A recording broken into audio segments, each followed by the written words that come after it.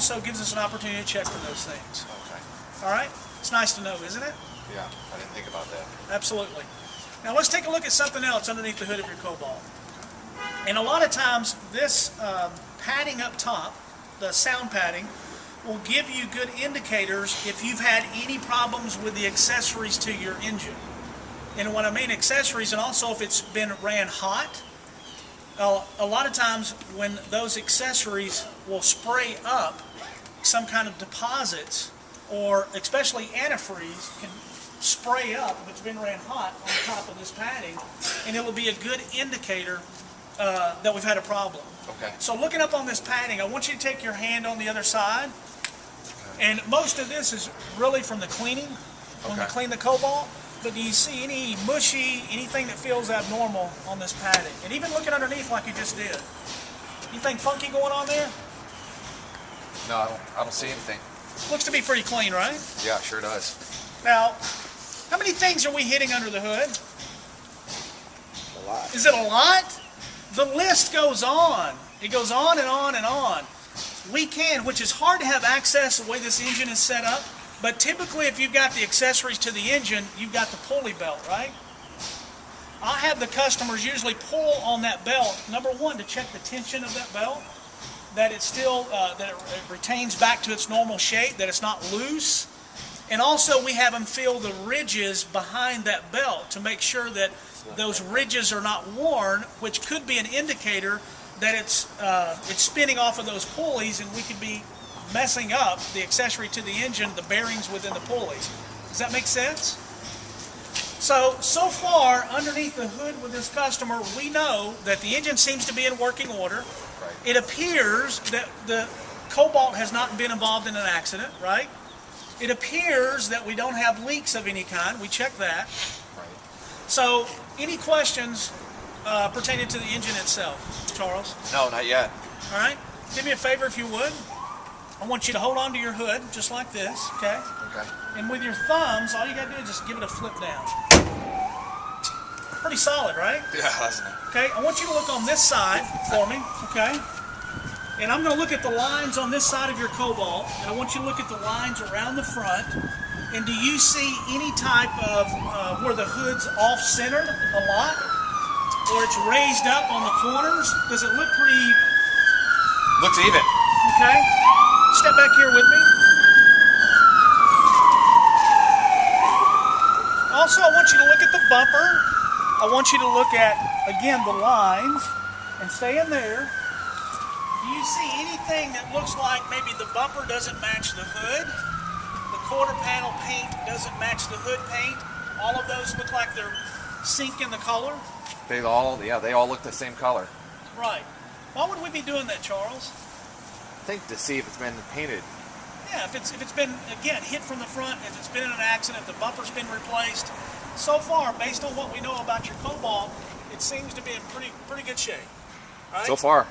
Now, the other thing I like about your Cobalt, being a 2009 with 23,000 miles, Charles, it looks like the bumper itself and up on the hood area, you don't see a lot of bug spots and pits or divots in your bumper and hood. Would you agree? Yeah, I would agree with you. All right, step up here with me, Charles. All right, do you see anything on there? And also I want you to look on the windshield itself. Do you see any starburst or cracks in your front windshield?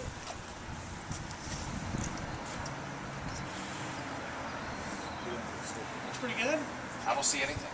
I don't see anything either. Isn't that the worst though? When you're as soon as you buy a car, you're riding in the car that you own now. I'm sure it's happened to you. And you're driving down the road and you hear a big pop, and then it aggravates the snot out of you. And you got that little starburst on your front windshield. And then it gets bigger and bigger, and eventually cracks all the way down the whole windshield. Yeah. And then what do you have to do? Got to buy a new windshield. Got to buy a new windshield. Exactly. Peace of mind. Of course, our policy at Toyota Melbourne is, if we have a starburst or a crack in a windshield or whatever, do we replace it? Absolutely. Yes. Okay, we can talk it through what that conditioning process is at different spots of the car, okay? Now, also I want you to look at the tires themselves, Charles, all right? And what we want to do with the tires is, Charles, number one, do they match? We want to look at all four tires and make sure they match. We also want to check the depth of the tire. Do we have tire tread, or are we running with Italian tires, Baldinis?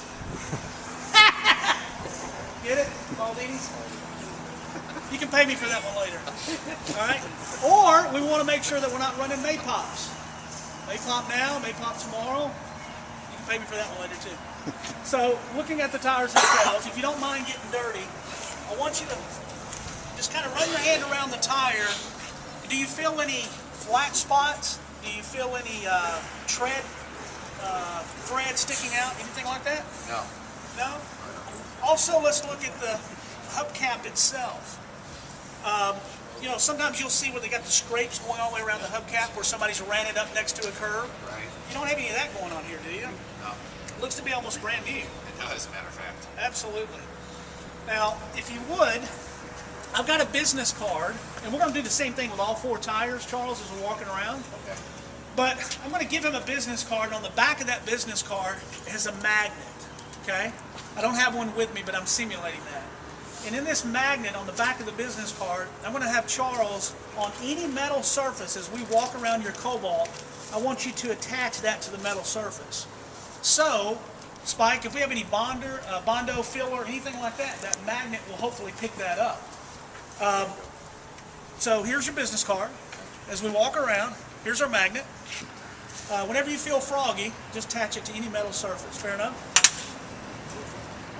Now just make your way toward the back if you would. There's currently the Saturn. Metal surface. All right? What are you finding so far? It's good. Looks good. Go ahead and pop your trunk, Charles, if you would. All right, Charles, what's the first thing you notice inside your trunk of your Cobalt? Clean and big. It's clean and big, absolutely. Now, have you been in a situation ever, I personally have not, but where you're driving down the road, heavens forbid you have a flat, It's right? happened to me a couple times. Okay, and you pull offside the road, how devastating would it be, if you didn't have AAA, roadside assistance of any kind, how devastating would it be, you get out and you say, not a problem, man, I'll change my tire. And you get out and you pop open the back, guess what's not there? The spare tire. The spare tire. Well, I want to give you peace of mind with the Chevrolet Cobalt that our spare tire is there, which I'm going to show you in just a second. But also what we want to look for is, what if we've got any leaks around the seal of the trunk area to where we've got water or moisture getting inside of the trunk? There's a couple of different ways we can pick that up. We can smell, we can check the carpet, but we can also, where that your spare tire sits, it's a perfect place for rust and buildup where we've had any type of moisture in the trunk area, okay? So we want to check that, Okay. all right? So first, kind of stick your nostril in there and smell. What do you smell? Smells like bubble gum. It smells like bubble gum. Excellent. All right? Now, if you would, grab a hold of that side, Charles, and just kind of pull it all out, and we're going to drop it on the floor, okay? Let it go. There you go. Excellent. Now, what's the first thing you see? Spare tire. Spare tire, absolutely.